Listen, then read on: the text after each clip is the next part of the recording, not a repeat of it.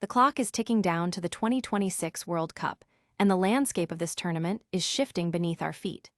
We are seeing a massive turn of events as hotel prices across the United States are being slashed by a third in host cities. Experts point to a perfect storm of inflation fears and complicated entry requirements, turning what was once a guaranteed payday into a massive question mark for the hospitality industry. Looking for a fast-charging, ultra-responsive stylus for your iPad? Meet the 2X Fast Charge Active Stylus Pen, designed for 2018 to 2025 Apple iPads. Take your creativity and productivity to the next level. Click the link in the video description to shop now on Amazon. Disaster has struck for Liverpool and France star Hugo Ekitike in the most heartbreaking fashion.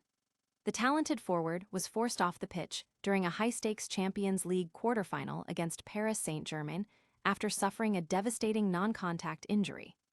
Reports indicate a torn Achilles that will sideline him for up to a year, effectively ending his World Cup dreams and casting a shadow over his future for the start of the 2026-27 season. Big business is betting huge on the beautiful game as Mondelēz International turns the World Cup into a series of mini Super Bowl moments. The snack giant is going all in, partnering with icons like Christian Pulisic, Alex Morgan, Sophia Wilson, and even Pitbull to dominate your game day experience.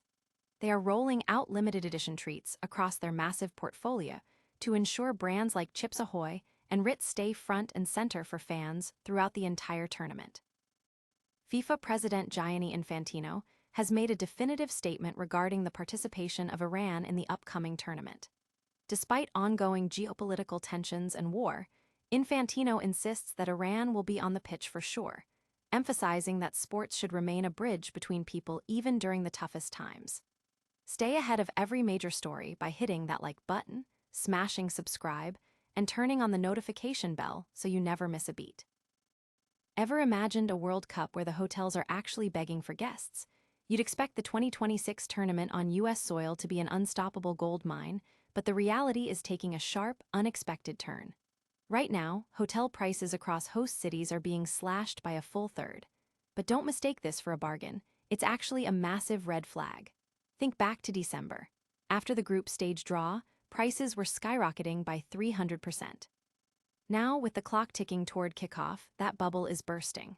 Why? It's the perfect storm of a dysfunctional resale market, inflation fears, and a growing unease surrounding travel policies. We're talking about a ticket resale market that's effectively the Wild West, with FIFA pocketing a 30% cut on every inflated transaction, leaving fans priced out and frustrated. And even if you have the cash, that ticket is no golden ticket. With new, stringent border policies and steep visa bonds reaching up to $15,000 for visitors from specific nations, the barrier to entry has never been higher. It's a logistical nightmare that's turning the beautiful game into a bureaucratic obstacle course. While hoteliers are realizing their premium pricing strategy was a pipe dream, other sectors like public transport are doubling down on price hikes, hoping to squeeze every penny out of the influx. But here is the million-dollar question. At what point does the demand simply evaporate? We're already seeing scores of seats sitting empty, echoing the lackluster turnout of last year's Club World Cup. If the tournament doesn't course correct, we might be looking at the most expensive, yet eerily vacant, spectacle in sports history. If you enjoyed this deep dive into the business of the beautiful game, smash that like button and subscribe for more industry breakdowns. Is the 2026 World Cup heading toward a disaster, or is this just the calm before a different kind of storm? Drop your thoughts in the comments below. I want to hear your take. Imagine the absolute highest point of your career, a Champions League quarterfinal, and in one split second, it all just vanishes. That is the nightmare reality facing Liverpool star Hugo Ekitike right now. During the second leg against Paris Saint-Germain, the 23-year-old went down off the ball, with no one even near him. The images of him being stretchered off were tough to watch, and now, the news from his camp is heartbreaking. Reports are confirming a torn Achilles, an injury that is notoriously unforgiving for an explosive striker. We are talking about a 9 to 12-month recovery window. Think about the gravity of that. He is essentially ruled out for the rest of the calendar year, which means missing the World Cup this summer and potentially the start of the 2026-27 campaign. It's a devastating blow for Liverpool, who lose their sharpest edge, but you have to feel for the kid personally. He heard the snap, and in that moment, he knew his dreams were on hold.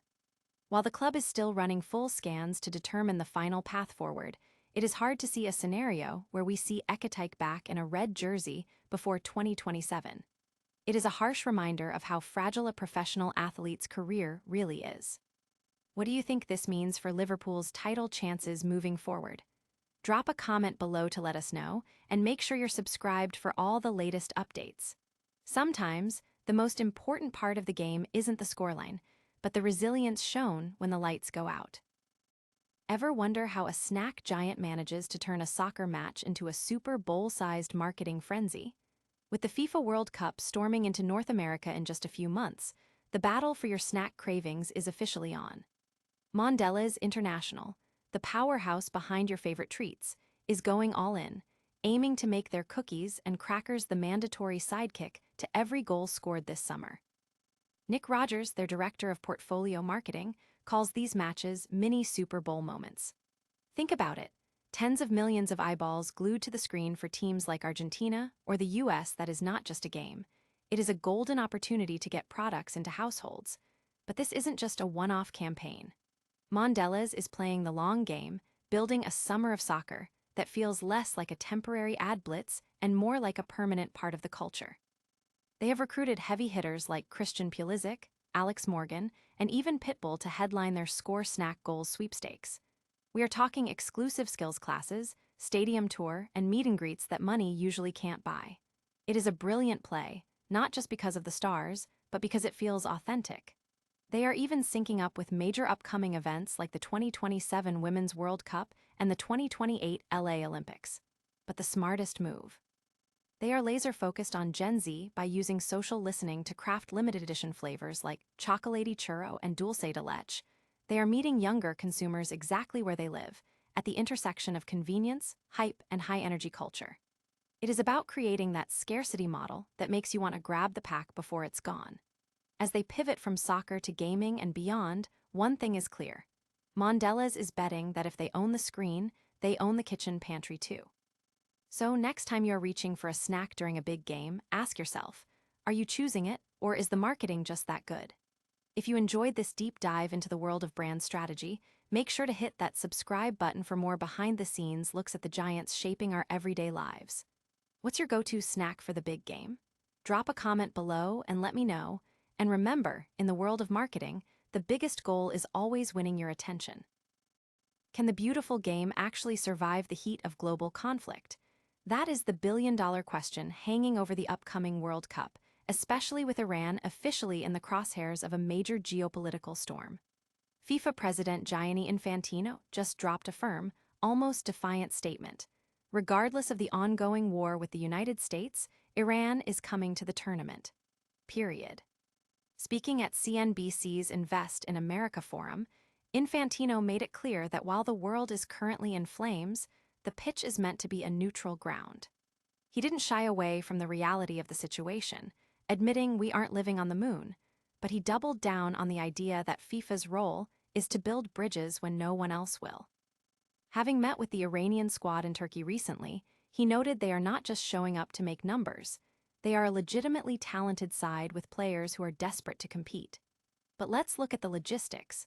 We're talking about a tournament co-hosted by the US, Canada, and Mexico. With scheduled matches for Iran in California and Seattle, safety concerns are naturally sky-high, and even President Trump has publicly discouraged their attendance.